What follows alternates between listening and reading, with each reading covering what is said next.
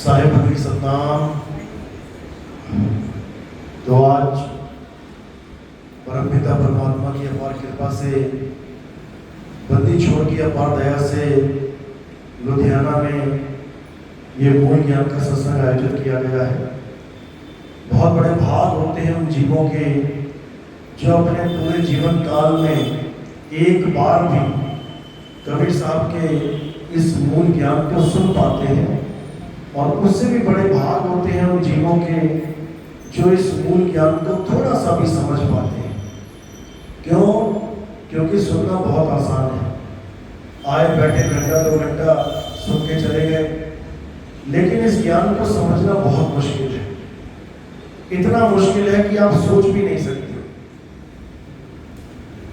कोई गलती से भी ना सोचे कि एक ही बार में सुन के मुझे सब समझ में आ जाएगा, या ये ऐसा ज्ञान है कि एक बार सुन लिया तो हर चीज समझ में आ गई। ऐसा नहीं है, सालों साल सुनना पड़ता है। कितने ही साल सुनने के बाद तब जाके विवेक जागता है, तब समझ में आता है कि आखिर सुन क्या रहे हैं। शुरू में तो समझ ही नहीं आता, क्योंकि बड़ा अटपट ज्ञान है। साहिब समझा भी रहे हैं कि अटपट ज्ञान कबीर का और झटपट लखा न जाए, और जो इसको झटपट लखे तो सब खटपट मिट जाए। यानी ये ऐसा ज्ञान है कि सुनने के बाद भी समझ में नहीं आता, लेकिन धीरे धीरे धीरे अगर लगातार इसको कोई सुनता रहे तो फिर ऐसा समझ में आता है कि फिर इसके अलावा और कुछ समझ में नहीं आता। फिर इसके बाद और कुछ सुनने को शेष रह भी नहीं जाता। इस सारे संसार का ज्ञान सब इसके सामने फेल हो जाता है। ये ऐसा ज्ञान है, इसीलिए इसे मूल ज्ञान कहते हैं। तो आज इसी मूल ज्ञान को अच्छे से समझेंगे, और कबीर साहब के इस संसार में आने का क्या मकसद था, हमें क्या समझाने आए थे, क्या बताने आए थे, क्या छुड़वाने आए थे, वो आज सब इस सत्संग में समझा दिया जाएगा। और जिस पे परमात्मा की कृपा होगी वो मेरी बात बड़ी आराम से समझता चला जाएगा, बड़ी सहजता से हर बात का विवेक करता चला जाएगा, सत्य असत्य का निर्णय करता चला जाएगा। तो आज का सत्संग शुरू करने से पहले परमपिता परमात्मा के नाम पे जयकारा लगाएंगे और फिर सत्संग शुरू करेंगे। बोलिए परमपिता परमात्मा की, सतगुरु बंदी छोड़ कबीर साहिब की, सभी संतों की, सभी भक्तों की, आज के आनंद की, सतगुरु मदनपति साहिब की, दीवान जवाहरपति साहिब की, सतगुरु राम सेवक साहिब की, सतगुरु वेलापति साहिब की, कलीनापुर धाम की, इस गांव नगर बस्ती की, आज के आनंद की, सकल हंस को बंदगी, साहिब बंदगी, सतनाम सतनाम।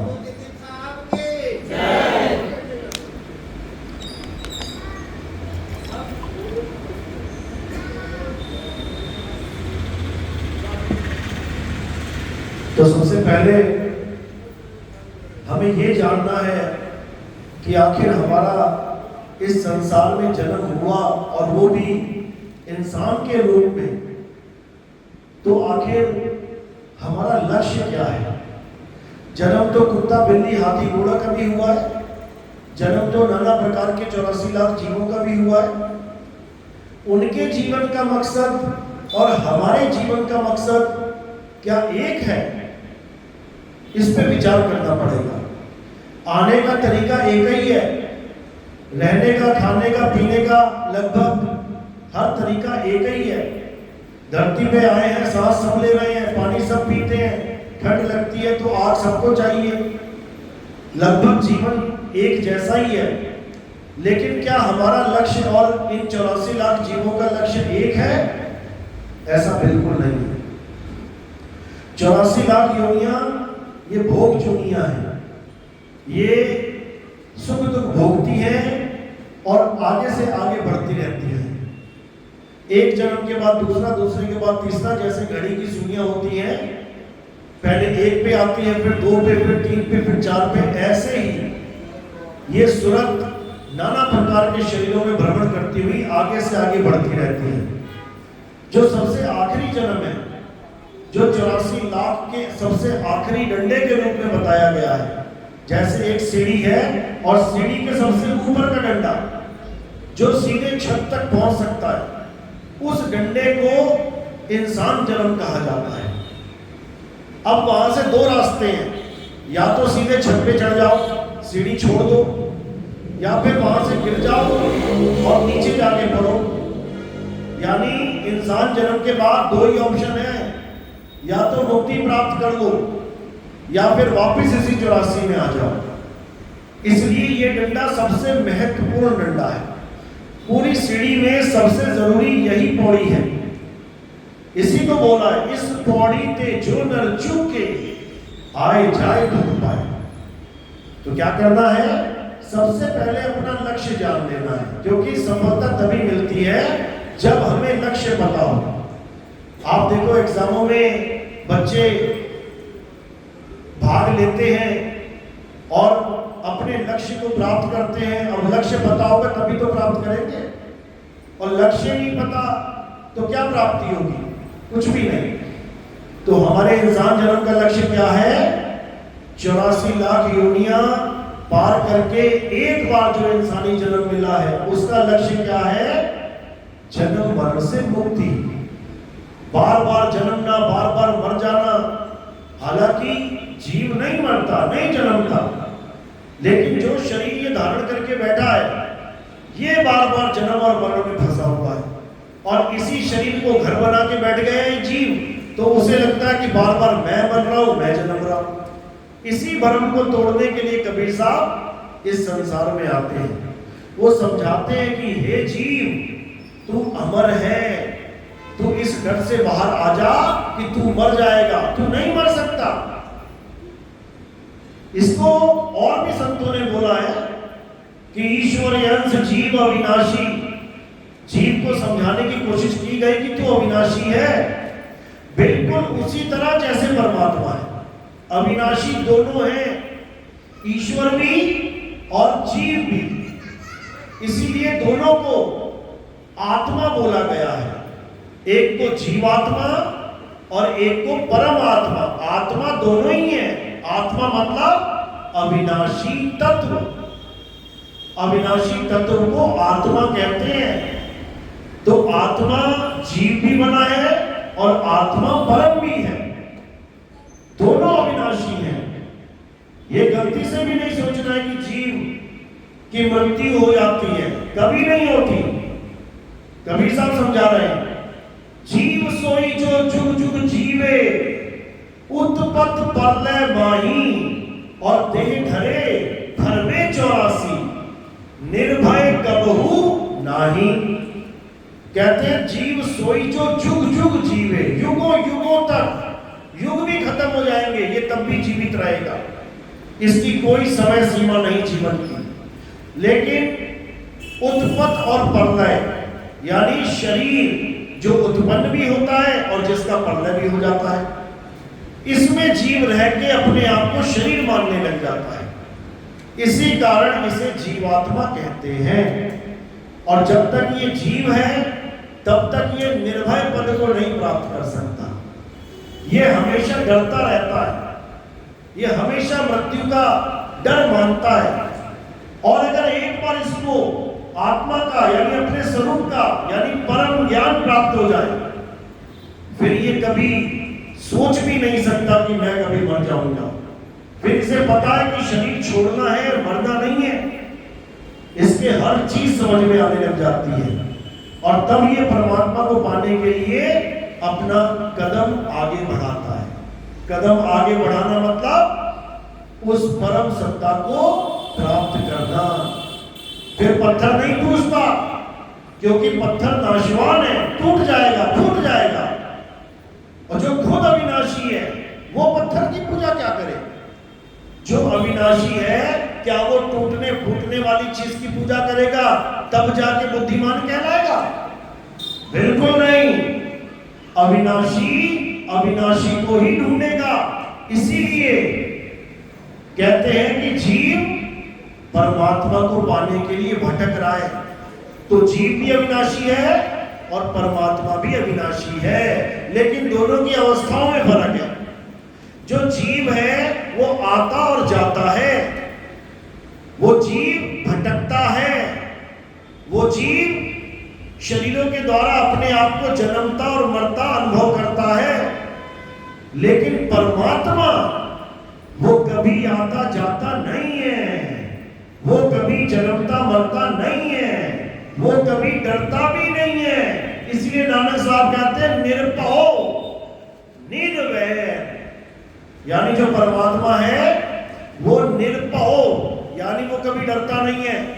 निर्वैर यानी वो कभी किसी को मारता भी नहीं है, लड़ता भी नहीं है, वो दया का सागर है, वो किसी को कभी कष्ट भी नहीं देता।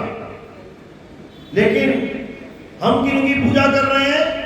जिन्होंने मारा भी काटा भी, जो आए भी गए भी, जो चलते भी हैं फिरते भी हैं, जो खाते भी हैं पीते भी हैं। लेकिन जो परमात्मा है वो आने जाने से रहित, खाने पीने से रहित, बनने बिगड़ने से रहित, वो हर चीज से रहित है।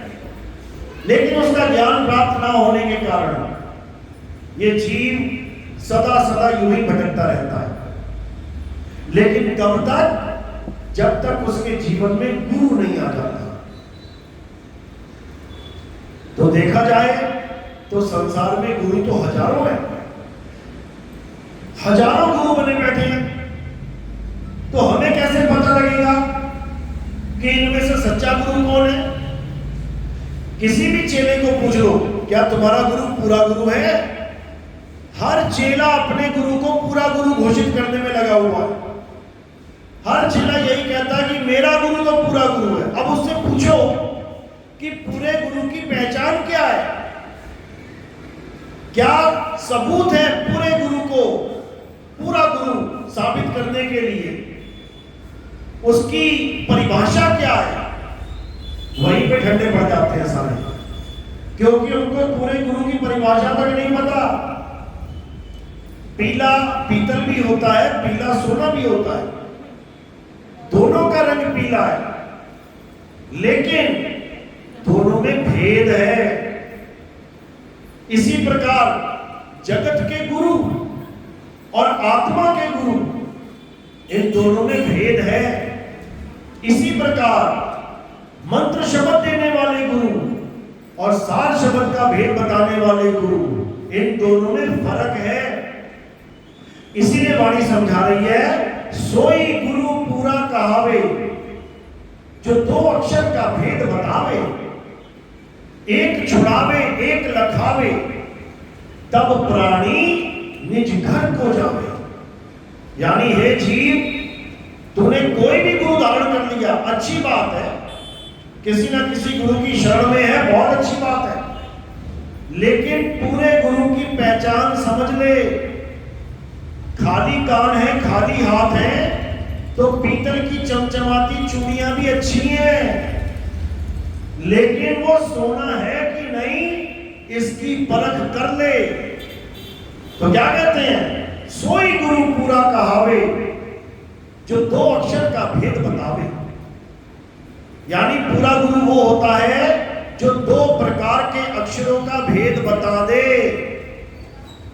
ये नाम जाप की बात नहीं चल रही है कि दो मंत्र जपने को दे दे, ओम सोहम या सतगुरु सतनाम या ohm ohm ohm ohm ohm ohm, ये इसकी बात नहीं चल रही है।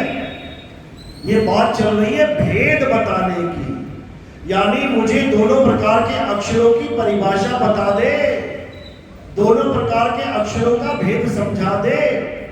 पहले प्रकार का अक्षर क्या है? 52 अक्षर। तो क्या कहते हैं? 52 अक्षर जीव आधारा। पहला भेद बता दिया। क्या बताया? कि ये 52 अक्षर जीव के आधार से बोले जाते हैं। यानी हर प्रकार के अक्षर का भेद समझा दिया कि सारे अक्षर जीव से बोले जाते हैं। जीव है तो अक्षर है, और जीव नहीं तो अक्षर नहीं। तो पहला अक्षर ये 52 अक्षर है, और दूसरा अक्षर आदि अक्षर, जो 52 अक्षर बनने से पहले था, जो इंसान जहान के बनने से पहले था, जो संसार के बनने से पहले था, उसे आदि अक्षर कहते हैं। तो वो कौन सा अक्षर है? वो आत्म अक्षर है, वो अविनाशी अक्षर है। तो कहते हैं 52 अक्षर जीव आधारा, यानी जीव से बोले जाने वाले सारे अक्षरों को छुड़वा दे, और आदि अक्षर यानी आदि नाम यानी सत्य नाम, इसको लखा दे। तो कह रहे हैं 52 अक्षर जीव आधारा, आदि अक्षर जीव्या से न्यारा, वाही को सत सिमरण कहिए। और जो पहले वाला अक्षर है वो असत्य सिमरण है, वो झूठा सिमरन है, वो झूठा जाप है। और आदि अक्षर का सिमरन सत्य सिमरण यानी सच्चा नाम है, वो सच्चा ध्यान है। तो 52 अक्षर को छुड़वा दे और आदि नाम का लखाव करा दे। और कोई तीसरा चौथा पांचवा नाम नहीं है, कोई तीसरा चौथा पांचवा भेद नहीं है, बस 2 ही अक्षर का भेद है। इसी को समझ गए तो सारी कहानी समझ में आ जाएगी, और इसको नहीं समझा तो सारी उम्र नाम जपते रह जाना, कल्याण नहीं होगा। तो क्या कह रहे हैं? आदि अक्षर जीव्या से न्यारा, वाही को सत सिमरण कहिए, वही सच्चा सिमरण है। और सिमर सिमरन उतरो पारा, इन्हीं 2 अक्षरों का भेद समझ के हम पार उतर जाएंगे, आगे तीसरा चौथा पांचवा नाम लेने की जरूरत नहीं पड़ेगी। तो इसी को समझना है। तो साहिब क्या समझा रहे हैं कि 52 अक्षर जोरे आन और सके अक्षर एक पहचान। इस दुनिया में जितने भी गुरु हैं A to Z, वो तुम्हें क्या दे रहे हैं? यही 52 अक्षर का सारा खेल, यही 52 अक्षर का सारा जाल, यही फेंक रहे हैं तुम्हारे ऊपर। और ये जीव 52 अक्षर के जाल में बेचारा सारी उम्र फंसा रहता है। एक आम जीव की क्या बात करें, ब्रह्मा विष्णु महेश जी भी 52 अक्षर से नहीं बच पाए भाई। वो भी मंत्रों का जाप कर रहे हैं, उनके शिष्य भी मंत्रों का जाप कर रहे हैं, उनके शिष्य भी। ये श्रृंखला चलती आ रही है, ये महर्षियों से, देवों के देव महादेव से चलती आ रही है। इसको कोई तोड़ने वाला मिल ही नहीं रहा है। तो इस 52 के जाल को कौन तोड़ता है? इस 52 के जाल को कबीर साहब तोड़ते हैं। कहते हैं 52 के जंजाल में अरे फंस गया ये संसार, और सिमरन 52 का करे कैसे लागे पार। 52 का सिमरन करने में पूरा जन्म बिता दे रहे हैं। और अगर कोई समझा रहा है कि ये 52 अक्षर है, इसको छोड़ दो, तो वो उसे दुश्मन लग रहा है, उसको दुश्मन दिखाई दे रहा है कि ये तो हमारे भगवान को छुड़वा रहा है। अरे भगवान को नहीं छुड़वा रहा, भगवान के 52 अक्षरी नाम को छुड़वा रहा है। नाम को छोड़ो और भगवान को ढूंढो, उस परमात्मा को ढूंढो, उस अल्लाह वाहिगुरु को ढूंढो, वो तुम्हारे पास में है। लेकिन लोग ढूंढने की जगह जपने में लगे पड़े हैं। जब प्यास लगती है तो पानी ढूंढते हैं सारे, भैया कहीं नल लगा है क्या, भैया पानी दे दो। कोई जपता नहीं है, जबकि नाम सबको पता है पानी का, लेकिन फिर भी कोई पानी का नाम नहीं जपता, क्योंकि उसको इतना पता है कि पानी का नाम जप के पानी नहीं मिलेगा। इतना बुद्धि विवेक तो है। लेकिन जब भगवान की, परमात्मा की, अल्लाह की, वाहिगुरु की बात आ जाती है, तो इसको लगता है कि नाम जप के ही परमात्मा मिलेगा, नाम जप के ही भगवान मिलेगा। तब इसकी बुद्धि काल भगवान लॉक कर देता है, इसकी विवेक शक्ति खत्म कर देता है। लेकिन जो सद्गुरु होते हैं वो इसकी विवेक शक्ति को बढ़ाते हैं। क्या कहते हैं? कहते हैं वो को कहां ढूंढे रे बंदे, मैं तो तेरे पास में, ना मैं जप में, ना मैं तप में, ना एकांत निवास में, कि मैं किसी जप और तप से मिलने वाला नहीं। मैं घर बार छोड़ के जंगल में जाके मिलने वाला नहीं, मैं किसी पूजा पाठ को करके मिलने वाला नहीं, मैं किसी मंदिर मस्जिद गुरुद्वारे में जाके मिलने वाला नहीं। मैं कहा हूं, मैं तो तेरे पास में बंदे, मैं तो तेरे पास में। अब वो पास कहां है, बस इतना जानना है। तो भेदी गुरु क्या बताता है? भेदी गुरु पास की उस वस्तु का भेद बताता है और कुछ नहीं। जो वस्तु हमारे बिल्कुल पास है उसका भेद समझाता है। मीराबाई को भी उसी वस्तु का जो उसके पास है उसका भेद बताया रविदास जी ने। कोई मंत्र जंतर नहीं दिया, कोई मूर्ति नहीं पकड़ा दी। मूर्ति तो वो पहले से ही पकड़ के घूम रही थी। मीराबाई पहले से ही कृष्ण जी की मूर्ति पकड़ के गली गली में गाती फिरती थी, तो रविदास जी महाराज जी के पास जाने की जरूरत क्या पड़ गई? क्योंकि रविदास जी महाराज के पास उस वस्तु का ज्ञान था जिसका ज्ञान मीराबाई के पास नहीं था। गुरु धारण करने के बाद उसको कोई मंत्र जंत्र नहीं दिया, उसको उसकी ही वस्तु का ज्ञान करवा दिया गया। और वो वस्तु क्या है? उसी को आत्म राम कहते हैं। वो वस्तु आत्म राम है। तो मीराबाई क्या बोली? पायो जी में नाम रतन धन पायो। रतन, रतन मतलब नाम नहीं, वस्तु। अभी हीरा लेने जाओ तुम और पैसा देके केवल हीरे का नाम ले आओ, हीरा हीरा हीरा, और घर वाले पूछे कहां है हीरा, और बोलो ये है हीरा, हीरा हीरा हीरा, कहेंगे पागल है क्या? अरे तू ठगा गया। तू वस्तु लेके आता, चमकने वाला हीरा लेके आता, ये तू हीरे का नाम क्या लेके आ गया वहां से? इसी प्रकार मीराबाई कह रही है, वस्तु अमोलक दी मेरे सतगुरु, और कृपा कर अपनायो, पायो जी में नाम रतन धन पायो। अब जो आत्म राम है वो क्या रविदास जी महाराज ने दिया मीरा को? आत्म राम तो सबके पास पहले से ही है। जैसे हिरण को कोई कस्तूरी नहीं दे सकता, वो उसकी नाभि में पहले से ही है, लेकिन उसका भेद ना पता होने के कारण वो बन बन धक्के खाता है। सारी उम्र बेचारा भटकता भटकता मर जाता है। तो उसी वस्तु का भेद मीराबाई को उनके गुरु रविदास जी महाराज ने दिया। कहती है, वस्तु अमोलक दी मेरे सतगुरु, और कृपा कर अपनायो, पायो जी में नाम रतन धन पायो। यानी मुझे मेरी अमर आत्मा का, अचल आत्मा का, उस परम आत्मा का भेद मेरे गुरु ने दिया। अब जाके मैं उस परमात्मा का सिमरण करने के लायक हुई, नहीं तो मैं जाप में ही फंसी हुई थी। तो साहिब समझा रहे हैं, ना मैं जप में, ना मैं तप में, और ना एकांत निवास में, वो को कहां ढूंढने बंदे, मैं तो तेरे पास में, बिल्कुल पास में। एक कदम भी रखने की जरूरत नहीं है, जहां तुम हो वहीं परमात्मा है।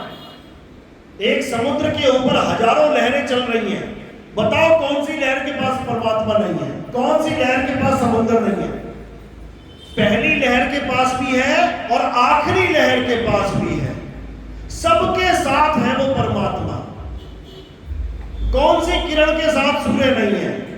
कौन सी किरण सूरज से जुड़ी नहीं है? सबकी सब जुड़ी हुई है, लेकिन उनका मुख सूरज से विमुख हो गया है, बस इसीलिए दूर है। तो क्या कहते हैं? सुरत फंसी संसार में, यानी परमात्मा की जगह सुरत का मुख विमुख हो गया है। देखना था परमात्मा को और देख रही है संसार को। परमात्मा कहां हो गया? उसकी पीठ के पीछे। जैसे तुम्हारे पीछे कोई खड़ा है, वो तुम्हें देख रहा है और तुम आगे देख रहे हो, उसे रहे हो, ढूंढ उसको रहे हो जो तुम्हारे पीछे खड़ा है, लेकिन ढूंढ आगे रहे हो तो वो कभी नहीं मिलेगा। इसी को कबीर साहब ने समझाया, मैं तो देखूं तुझको और तू देखे कहीं और, लानत ऐसे चित्त पर एक चित्त दो ठौर। यानी परमात्मा पीछे खड़ा है और वो देख रहा है जीव को, और जीव पीछे घूमने की जगह और आगे देख रहा है मन और माया को, 3 गुण 10 इंद्रियों को, इस 5 तत्व के जगत को, इसीलिए फंसा पड़ा है। तो क्या करना है, बस उलट जाना है। तो जैसे ही मुंह घुमा लोगे तो मन माया, 3 गुण 5 तत्व 25 इंद्रियां, ये जड़ संसार, ये पीठ के पीछे हो जाएगा और मुख किसकी तरफ हो जाएगा, गुरु की तरफ। तो क्या बन गए, गुरुमुख। पहले क्या थे, मनमुख। पहले मन और माया को देख रहे थे। मन मतलब प्रकाश, मन तू ज्योत स्वरूप है। यानी पहले परमात्मा को छोड़ के ज्योति के पीछे, प्रकाश के पीछे पागल थे। अब क्या करना है, अब प्रकाश से विमुख हो जाना है, प्रकाश को छोड़ के अपने गुरु की तरफ मुंह कर लेना है। इसी को साहिब ने उलटना कहा है, उलट जा। तो कहते हैं उलट समानी आप में प्रगति ज्योत अनंत। वो एक ज्योत एक प्रकाश की बात नहीं है, कहते हैं यहां पे अनंत अनंत प्रकाश, यानी पूर्ण ज्ञान। ये दुनियावी प्रकाश नहीं है, ये पूर्ण ज्ञान को भी प्रकाश कहा जाता है। जैसे कहते हैं गुरु ग्रंथ साहब का प्रकाश हो रहा है। प्रकाश का मतलब ये नहीं कि गुरु ग्रंथ साहब खुल रहे हैं तो वहां रोशनी रोशनी हो जाएगी। प्रकाश यानी ज्ञान प्रकाश। तो जब हमें पूर्ण ज्ञान हो जाएगा तो हम पूर्ण प्रकाशित हो जाएंगे। इसी को बोला है उलट समानी आप में प्रगति ज्योत अनंत, और साहिब सेवक एक संग खेले सदा बसंत। फिर पतझड़ खत्म हो जाएगी और बसंत ऋतु चालू हो जाएगी, और ऐसी चालू होगी कि उसका कभी अंत ही नहीं होगा। सदा सदा के लिए हम एक हो जाएंगे। जो आज 2 बने बैठे हैं, जो समुद्र की लहर समुद्र से जुदा होके समुद्र पे दौड़ रही है, वो अपने मूल में समा जाएगी। सुरत समाए शब्द में, और वाको काल न खाए, ये जाप मरे अजपा मरे, अनहद भी मर जाए। लेकिन जितने भी संसार के गुरु हैं, ये तुम्हें जाप अजपा और अनहद में ही उलझा के रखते हैं। बेटा ये नाम जप ले, गुरुजी कब तक, सारी उम्र, मरते दम तक। बेटा 100 का जाप कर ले, गुरुजी कब तक, सारी उम्र। बेटा अनहद नाम सुन ले, गुरुजी कब तक, सारी उम्र। यानी बेचारे इस जीव को सारी उम्र के लिए अज्ञानता में झोंक देते हैं। उसके बाद बेचारे का जन्म खराब हो जाता है और फिर वापस उसी 84 के चक्कर में घूम जाता है। अब इसका दोष गुरु को ही लगता है। ये मत सोचो कि तुम ही 84 में जाओगे। तुम्हें गलत रास्ता बताने वाला भी 84 में ही जाएगा। जैसे कोई अनाड़ी डॉक्टर, बिना डिग्री का डॉक्टर गलत इंजेक्शन लगा दे तो पेशेंट तो मरा ही मरा, लेकिन उसके बाद डॉक्टर पे भी केस लग जाता है, उसको भी सजा हो जाती है। कहो 15-20 लोगों को मार दिया तो उसको फांसी की भी सजा हो जाएगी। यानी वो भी दोष से नहीं बच पाता। इसी को साहिब ने समझाया है। कहते हैं झूठा गुरु अजगर बना और 184 जाए, सारी संगत चींटी बनी, तोड़ तोड़ के खाए। यानी अधूरा गुरु अपना तो सत्यानाश करेगा करेगा, वो चेलों को भी बर्बाद करता है। इसलिए हमें अपने जन्म को ऐसे ही बर्बाद नहीं करना है। तुम्हारे पास पूरा मौका है। 1 साल सत्संग सुनो, 2 साल सुनो, 3, 4, 5 जितने साल सुनना है सुनो, लेकिन परमात्मा ने जो विवेक दिया है इस विवेक को पूरा लगा दो। जो सच्ची बात है वो तुम्हारे दिल में अपने आप घर कर लेगी, और जो झूठ है वो आज नहीं तो कल अपने आप सामने आ जाएगा। इसीलिए साहिब ने गुरु की तो महिमा गाई है, लेकिन सतगुरु को परमात्मा से भी बड़ा बना दिया है। कह रहे गुरु मेरे सभी बड़े, अपनी अपनी ठौर, शब्द विवेकी पार की, सो माथे का मोर। दोनों में भेद है, गुरु गुरु में भेद है, और गुरु गुरु में भाव। सोई गुरु नित बंदिए, जो शब्द बतावे दाव। एक गुरु तुम्हें दाव बता रहा है, और एक गुरु तुम्हें नाम जपवा रहा है। नाम जपाने वाला पक्का मरवाएगा, और दाव बताने वाला पक्का जितवाएगा।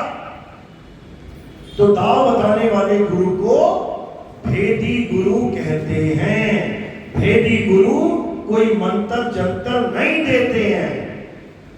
भेदी गुरु गुप्त वस्तु का भेद बताते हैं। साहिब वाणी में समझा रहे हैं, अरे वस्तु कहीं ढूंढे कहीं, और कैसे लागे हाथ, गुप्त वस्तु तब मिले, भेदी लीजिए साथ। भेदी लीना साथ में, और दीनी वस्तु लखाए। अरे कोटि जन्म का पंथ था, पल में पहुंचा जाए। यानी करोड़ों जन्म लग जाएंगे तुम्हारे, वहां तक पहुंचने में फिर भी प्राप्ति नहीं हो पाएगी। लेकिन अगर भेदी गुरु मिल जाए, कहते हैं एक पल में भेद समझ में आ जाता है। जब भेदी गुरु समझाता है उसी वक्त पता लग जाता है परमात्मा कहाँ है, लेकिन उस पर विश्वास करना होता है। कई बार ऐसा देखने में आता है कि भेदी गुरु बता भी दे परमात्मा कहाँ है, वो चेले को ही विश्वास नहीं हो पा रहा होता है। इसका मतलब कि चेला अभी कच्चा है। जैसे कुम्हार घड़ा बनाता है, कच्चा घड़ा और पक्का घड़ा देखने में एक सा डिजाइन है, दोनों का बिल्कुल एक सा डिजाइन है। वो भी घड़ा है, वो भी घड़ा है, लेकिन फर्क क्या है कच्चे और पक्के का।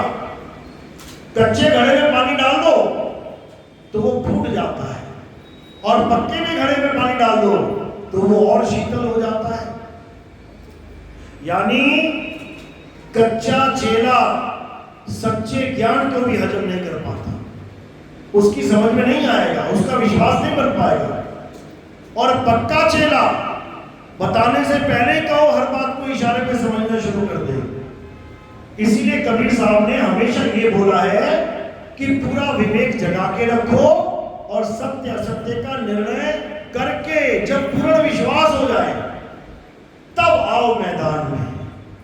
तो कच्चा चेला कभी पार नहीं हो सकता जब तक उसको पूरा विश्वास ना हो जाए, पक्का ना हो जाए।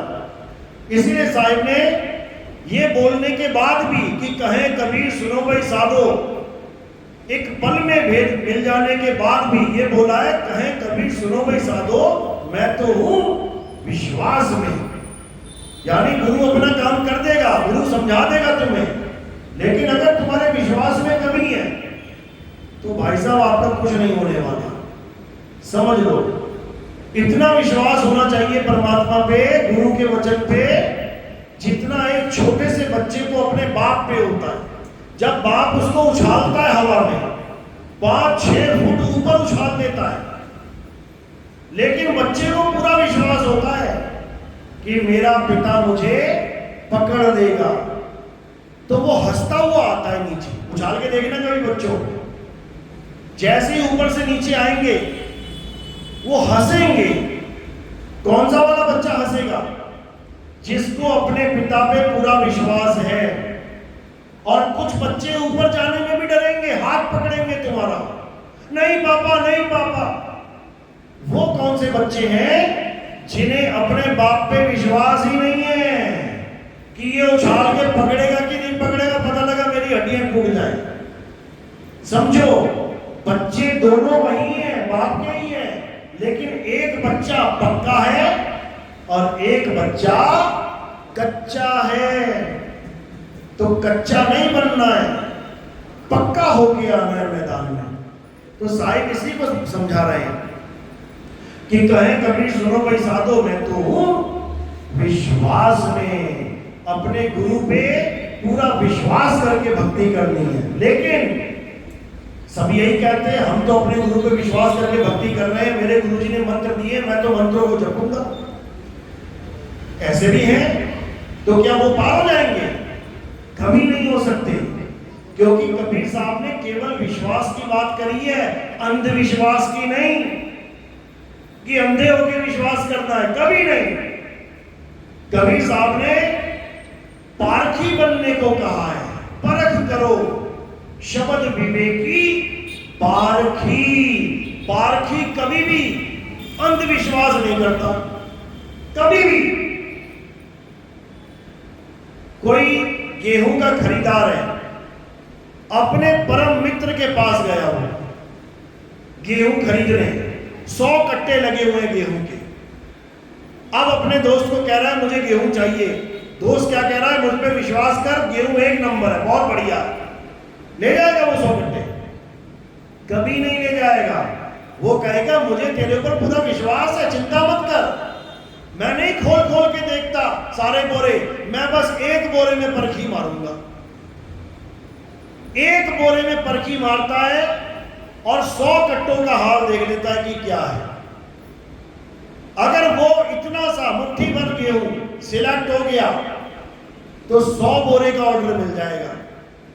और अगर परखी में वो फेल हो गया तो भाई साहब ऑर्डर नहीं मिलता, भले कितना पक्का दोस्त हो, क्योंकि दोस्ती नहीं, वहां बिजनेस करने गए हैं। इसी प्रकार तुम्हें कितना ही विश्वास क्यों ना हो अपने गुरु पे, अगर उसका नाम कच्चा है तो उसका ज्ञान भी कच्चा है, कुछ होने वाला नहीं। और अगर उसका नाम पक्का है तो फिर आत्म कल्याण भी पक्का है, फिर कोई रोकने वाला भी नहीं। लेकिन कैसे पता लगेगा कच्चा है कि पक्का है? जैसे सिख भाइयों में कहते हैं ये कच्ची बाणी है, ये पक्की बाणी है। उन्होंने क्या मीटर बनाया इसका? उन्होंने साफ कह दिया जो गुरु ग्रंथ साहब में वाणी शामिल है वो पक्की बाणी है, और जो उसमें बाणी नहीं है वो कच्ची बाणी है। क्या ऐसा हो सकता है? सोचो, कबीर साहब ने अपने जीवन में लाखों दोहे बोले, लाखों। और गुरु ग्रंथ साहब में कितने दर्ज हैं? कितने? 500, लगभग 500 शब्द बोले जाते हैं कि गुरु ग्रंथ साहब में कबीर साहब की 500 वाणियां हैं। अब उन्होंने लाखों बोली है, तो क्या उन लाखों में से केवल 500 पक्की हो गई और बाकी कच्ची? ऐसा नहीं हो सकता। मैंने पूरी एक किताब लिखी है, लेकिन किसी ने केवल 2 पन्ने निकाल के कह दिया कि ये 2 पन्ने तो पक्के हैं, बाकी सब कच्चे हैं। क्या ऐसा हो सकता है? कभी नहीं। लेकिन फिर भी कच्ची बाणी और पक्की बाणी होती है। कैसे होती है? क्या बोला गया इसके लिए? बिल्कुल बोला गया है, कच्ची बाणी वो होती है जो लिख के मिटाई जा सकती है। कहते ना पंजाबी च, और यार तू कच्ची पेंसिल ले ले, ये मटेनी पैनी बाद चो। तो कच्ची पेंसिल में मिटाया जा सकता है, और पक्का क्या है? पेन। वो लिख दोगे तो रबड़ से मिटेगा नहीं हो। तो कच्चा और पक्का क्या है? जो बाणी लिखी और मिटाई जा सकती है वो कच्ची बाणी है, और जो लिखाई और मिटाई नहीं जा सकती वो पक्की बाणी है। एक बाणी अक्षर है और एक बाणी गुरु है। एक बाणी कलम से लिखी जाती है और एक बाणी अलेख है। उसी को शब्द गुरु कहा जाता है। एक शब्द लिखा जा सकता है, मिटाया जा सकता है, और एक शब्द लिखा और मिटाया नहीं जा सकता। इसी को बोला गया है धुर की वाणी। जो धुर की वाणी है उसको लिखा और मिटाया नहीं जा सकता। जो 52 अक्षरी वाणी है उसको लिखा बोला मिटाया जा सकता है। इसीलिए अंग 340 पे कबीर साहब की वाणी क्या कहती है कि 52 अक्षर लोक त्रय सब कुछ इन्हीं माही, ए अक्षर खिल जाएंगे ओ अक्षर इनमें नहीं। यानी ये 52 अक्षर जो तुमने लिख लिख के सारे ग्रंथ भर दिए हैं, जिनको तुम जप रहे हो, ये एक दिन खिल जाएंगे, खत्म हो जाएंगे, लेकिन वो अक्षर इनमें नहीं।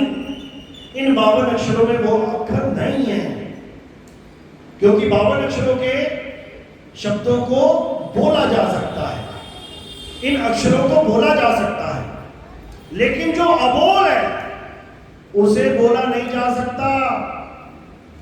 इसीलिए कह रहे हैं जहां बोल तहां अक्षर आवा। जैसे तुमने अपने मुंह से कुछ बोला, क्या आ जाएगा सामने? अक्षर। अरे जहां बोल तहां अक्षर आवा, और जहां अबोल तहां मन न रहावा। बोल अबोल मदिये सोई, और जिन ये लखा सो बिरला हुई। कहते बोल तो सारे ही बोलने में लगे हैं, लेकिन अबोल को कोई जान ले उसका कल्याण होगा। तो आगे क्या कह रहे हैं कि ओंकार आदि में जाना, लिखे और मेटे ताही ना माना। कि मैं जिस ओंकार की परमात्मा की बात कर रहा हूं, मैं जिस शब्द की बात कर रहा हूं, वो शब्द लिखा और मिटाया नहीं जा सकता, क्योंकि वो पक्की वाणी है, वो गुरु वाणी है। वाणी गुरु, गुरु है वाणी, और बिच वाणी अमृत सारे। वाणी ही गुरु है, लेकिन लिखी और मिटाई जाने वाली नहीं। फिर तो तुम्हारा गुरु ही मिटा दिया किसी ने। गुरु कभी मिट सकता है क्या? कभी नहीं मिट सकता। इसीलिए उसे अमिट कहते हैं, अमिट। गुरु को कभी लिखा नहीं जा सकता, इसलिए उसको अलेख कहते हैं, अलेख। गुरु को कोई कह नहीं सकता, इसलिए उसको अकह कहते हैं, अकह। लेकिन ये सबकी समझ में नहीं आता। ये 52 अक्षर सबकी समझ में आ जाते हैं। हाँ, हिंदू है तू राम राम जप ले, ठीक है गुरु जी। तू मुसलमान है अल्लाहू अल्लाहू कर ले, ठीक है गुरु जी। तू सिख है चल वाहिगुरु वाहिगुरु जप ले, ठीक है बाबा जी। तू ईसाई है हालेलुया हालेलुया कर ले, ठीक है जी। इतनी बात तो बड़ी जल्दी समझ में आ जाती है, लेकिन ये बात समझ में नहीं आती कि अखा वाजो वेखना बिन कन्नी सुनना, पैरा वाजो चलना बिन हत्ती करना, जीबा वाजो बोलना यू जीवित मरना, और नानक हुक्म पछाण तो जा खसने मिलना। उस खसम से मिलने के लिए इन 52 अक्षरों को छोड़ना पड़ेगा और परमात्मा को अपनी आत्मा में खोजना पड़ेगा। तो कहते हैं आत्म में राम, राम में ही आत्म, चीनस गुरमुख विचारे। यानी अगर परमात्मा को ढूंढना है तो अपनी आत्मा में ढूंढ। तेरी आत्मा में परमात्मा का वास है। ये मंदिर मस्जिद में वास नहीं है, ये पत्थरों में परमात्मा नहीं बैठा हुआ है। पत्थरों में बैठा होता तो कबीर साहब कभी मना ही ना करते। कह रहे हैं पत्थर पूजे हरि मिले तो मैं पूजू पहाड़। क्यों बोल रहे हैं? क्योंकि परमात्मा तेरी आत्मा में विराजमान है। ज्यों दिल माही तेल है, ज्यों चकमक में आग, तेरा साईं तुझ में है, जाग सके तो जाग। अब मेरा साईं मुझ में है तो मैं किसकी तरफ देखूंगा? जब मेरा साईं मुझ में है तो मैं किसकी तरफ देखूं? अरे तुम्हें खुद की तरफ देखना पड़ेगा, तुम्हें खुद को जानना पड़ेगा। तुम्हारा ध्यान जो तुम्हें छोड़ के बाहर घूम रहा है, उस ध्यान को खुद में लगाना पड़ेगा, खुद में आना तो कहते हैं जब खुद में आया तो खुदा को पाया। जब तक खुद से जुदा है, वो परमात्मा तुझसे जुदा है। तो क्या करना है? अब खुद में आने का तरीका जानना है और खुदा को अपने अंदर महसूस करना है। अंतर का मतलब ये शरीर नहीं कि शरीर के अंदर महसूस करना है। खुदा आत्मा में बसता है, उस परम तत्व में बसता है। तो कहते हैं श्वासा की कर सिमरनी और कर अजपा का जाप, परम तत्व का ध्यान धर, सो हम आपे आ। यानी कुछ नहीं करना है। श्वासों का अजपा जाप का मतलब ये नहीं कि कोई मंत्र जपना है। श्वासों का जाप का मतलब है कि जितनी देर सांसें चल रही हैं उतनी देर तक परमात्मा को याद करना है। यानी 24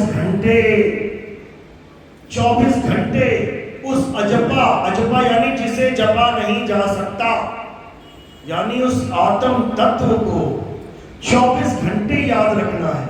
और जिसको हम 24 घंटे याद रखते हैं उसे हम भूल ही नहीं सकते। इसीलिए कहते हैं जहां आशा तहां भाषा होई और वाको रोक सके ना कोई। तो हमें अलग से परमात्मा को ध्यान करने की जरूरत नहीं पड़ेगी अंत समय में कि कई लोग कहते हैं अच्छा मौत आने वाली है चलो नाम जपो। वो नाम शुरू से ही चल रहा होता है जब से गुरु जी से दीक्षा हो जाती है, और जो लगातार चीज चल रही है उसी में ही समा जाना होता है। तो कहते हैं ना कहीं आना ना कहीं जाना और आपे में आप समाना। जब अपने आप में समा जाओगे तो सारा खेल समझ में आ जाएगा। मेरी बात समझ में आ रही है? हाथ खड़ा करो, बहुत अच्छी बात है। 100% तो समझ में आ रही है, बहुत अच्छी बात है भाई। क्योंकि बिना इसको समझे आगे नहीं बढ़ सकते। बिना इस ज्ञान को, बिना मूल ज्ञान को समझे हम आगे नहीं बढ़ सकते। हाँ, हमारे जीवन में जो पहले ज्ञान दिया जा चुका है, मंदिर जाओ, मस्जिद जाओ, गुरुद्वारे जाओ, चर्च जाओ, बुरा वो भी नहीं है कि कोई कहे कि वो बुरा ज्ञान है। बिल्कुल नहीं, वो बुरा ज्ञान नहीं है, वो अधूरा ज्ञान है। यानी शुरुआत तो बहुत अच्छी है लेकिन वो अंत नहीं है। समझ लो, एक डॉक्टर को, इंजीनियर को भी आंगनबाड़ी से ही होके गुजरना पड़ता है, नर्सरी, एलकेजी, यूकेजी से होके गुजरना पड़ता है। शुरुआत बहुत अच्छी है लेकिन अंत नहीं है कि कोई कहे मैं सारी उम्र मंदिर ही जाता रहूं, मैं सारी उम्र मस्जिद जाता रहूं, नमाज पढ़ता रहूं, मैं सारी उम्र गुरुद्वारे जाता रहूं, मैं सारी उम्र चर्च जाता रहूं तो मैं पार हो जाऊंगा। बिल्कुल नहीं। वहां जाके तुम्हें कुछ ग्रंथ मिलेंगे, उन ग्रंथों को पढ़ो। मंदिर जाओगे गीता मिल जाएगी। वैसे आजकल गीता कम ही रखते हैं मंदिर में पुजारी, लेकिन मंदिर जाओगे तो कम से कम कृष्ण जी की मूर्ति दिखाई देगी, उनकी पूजा करोगे, उनसे प्रेम बढ़ेगा, उनको भगवान मानोगे। कभी ना कभी कृष्ण जी की दया हो जाएगी, तुम्हारे मन में भाव आ जाएगा कि कृष्ण जी तो मैंने खूब पूज लिए, चलो गीता पढ़ के भी देख लेते हैं कृष्ण जी कहते क्या थे। क्योंकि कृष्ण जी से प्रेम होगा तभी तो गीता पढ़ोगे, अल्लाह से प्रेम होगा तभी तो कुरान पढ़ोगे, बाइबल तभी पढ़ोगे जब ईसा मसीह अच्छे लगेंगे। नहीं तो कौन पढ़ रहा है बाइबल, कौन पढ़ रहा है कुरान? हिंदू कहता हमें क्या लेना कुरान बाइबल से, क्योंकि ना तो अल्लाह से प्रेम करवाया जा रहा है ना ईसा मसीह से। तो इसी प्रकार शुरुआत अच्छी है, कृष्ण जी से प्रेम करोगे कभी ना कभी गीता मिल जाएगी। और जब गीता पढ़ोगे तो इतनी बात समझ में आ जाएगी कि आत्मा नाम की कोई चीज होती है। मंदिर जाके ये समझ में नहीं आएगा सारी उम्र की आत्मा नाम की चीज होती क्या है। नहीं तो आज ही पंडित जी के पास चले जाओ, बड़े से बड़े मंदिर का पंडित, पुराने से पुराना पंडित, केवल एक सवाल पूछना है। क्या पूछना है? पंडित जी, जो गीता में बताया गया है कि आत्मा का कभी जन्म नहीं होता, आत्मा की कभी मृत्यु नहीं होती, आत्मा को कोई शस्त्र काट नहीं सकता, अग्नि जला नहीं सकती, वायु सुखा नहीं सकती, जल भिगो नहीं सकता। आखिर ये आत्मा होती कैसी है? बस एक सवाल पूछ लेना, समझ में आ जाएगा कि मंदिर में आत्मज्ञान मिलता है कि गुरु के पास जाके आत्मज्ञान मिलता है। उसी दिन समझ में आ जाएगा, क्योंकि गीता पढ़ के समझ में आता है कि गीता उस आत्मा की बात करती है जिसको पाने के लिए तुम्हें तत्वदर्शी संत की शरण में जाना पड़ेगा, क्योंकि गीता खुद ये प्रमाणित करती है। अध्याय 4 34वां श्लोक, हे अर्जुन, अगर तुम सत्य को जानना चाहते हो तो तुम ऐसे तत्वदर्शी संत की शरण में जाओ जिसने सत्य को जान लिया है। सत्य यानी परम तत्व, आत्म तत्व। जो एक बार आत्म तत्व को यानी सत्य को जान लेता है वो कभी दोबारा अज्ञानता में नहीं पड़ता। ये कह रही है गीता। और पंडित जी केवल तुम्हें पत्थर की पूजा करवा रहे हैं, केवल तुम्हें मंत्र दे रहे हैं, केवल तुम्हें हवन यज्ञ करना सिखा रहे हैं, केवल तुमसे 52 अक्षरी आरतियां गवा रहे हैं, लेकिन आत्मा के नाम पे पंडित जी कुछ नहीं बता पा रहे हैं। वही हाल मुसलमानों में है। जाओ किसी के पास जो तुम्हें कुरान पढ़ा रहा है, मौलाना जी के पास, उनसे पूछो जाके कि मौलाना जी आत्मा क्या होती है। किसी सिख भाई के पास जाओ जो ग्रंथ साहब पढ़ रहे हैं या अमृत छका रहे हैं, उनको पूछो आत्म तत्व होता कैसा है, क्या चीज मिलेगी मुझे कि मैं जान जाऊं वो आत्मा है। फिर देखो अलग अलग जवाब। तो इसका जवाब केवल एक आत्मज्ञानी गुरु ही दे सकता है कि आखिर आत्म तत्व होता कैसा है, इसके अलावा और कोई नहीं। उसी आत्मज्ञानी गुरु को गीता में तत्वदर्शी संत बोला गया है। लेकिन अज्ञानियों ने तत्वदर्शी संत किसे बना दिया? जो मंत्र देता फिर रहा है, जो मंत्रों के ज्ञान को सत्य बता रहा है, उसे तत्वदर्शी संत बना दिया। और साहिब कह रहे हैं तंत्र मंत्र सब झूठ है, इनमें ना भर में कोई, और सारे शब्द जाने बिना काका हंस ना होए। यानी ये तंत्र मंत्र देना ये बड़ा झूठ है। जब तंत्र मंत्र ही झूठ है तो तंत्र मंत्र का ज्ञान देने वाला गुरु सत्य कैसे हो सकता है भाई? सत्य क्या है? हे अर्जुन, आत्मा ही सत्य है। अब आत्मा सत्य है तो आत्मा का ज्ञान देने वाले को सतगुरु ही कहते हैं। इसके अलावा सब झूठ है। इसके अलावा अगर कोई कुछ बता रहा है तो महा अज्ञान है। इसीलिए सब संतों ने आत्मज्ञान की महिमा गाई है, आत्म तत्व की महिमा गाई है, परम आत्मा की महिमा गाई है, जीव की नहीं। जीव को तो बंधन में बताया गया है और इस काया में जीव आत्मा है, परम आत्मा नहीं है। बोलिए परम पिता परमात्मा की सदा ही जय। तो हमारे सत्संग YouTube चैनल के हैं कबीर सुनो भाई साधुओं पे आते हैं। जो नए भगत आए हैं, आज पहली बार आए हैं, वो आगे के सत्संग YouTube चैनल पे देख सकते हैं। और अरदास रहेगी हमारी कि बिना पक्षपात के इस ज्ञान को समझना है। ये बिल्कुल नहीं सोचना है कि मेरा गुरुजी तो कुछ और बता रहा है, नितिन दास तो कुछ और बोल रहा है, अरे मैं ना सुनता इसकी बात। ऐसा पक्षपात कभी नहीं करना है। सबकी सुनो, लेकिन परख करते जाओ कि सच क्या है, झूठ क्या है। और ये परख तुम्हें खुद से आ जाएगी, अपने आप समझ में आने लग जाएगी हर बार। बस निष्पक्ष हो के ये ज्ञान सुनना है। तो कहते हैं सबका हुका दीजिए, साचा शब्द निहार, और पक्षपात मत कीजिए, कहें कभी विचार। साहिब बंदगी सतनाम। तो अब आरती का समय है। आरती कैसे करते हैं समझ लो। थोड़े से फूल लेने हैं और मेरे सिर के ऊपर रख देने हैं। सिर के ऊपर क्यों रखते हैं? क्योंकि हमारे यहाँ किसी पत्थर की, किसी कैलेंडर की, किसी फोटो की पूजा नहीं होती। हमारे यहाँ किसी शरीर की पूजा भी नहीं होती। इसीलिए फूलों को सिर के ऊपर रखा जाता है। कारण क्या है?